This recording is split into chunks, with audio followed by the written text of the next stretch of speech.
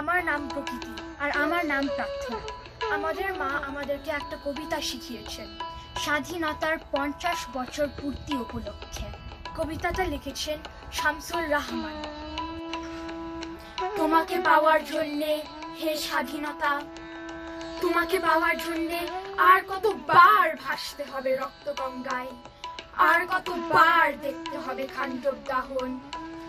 তুমি আসবে বলে হে স্বাধীনতা, সাকিনা বিবির কপাল ভাঙলো, স্মৃতির সিঁদুর মুছে গেল হরিদাসীর। তুমি আসবে বলে হে স্বাধীনতা, শহরের বুকে জলপাই রঙের ট্যাঙ্ক এলো দানবের মতো চিৎকার করতে করতে।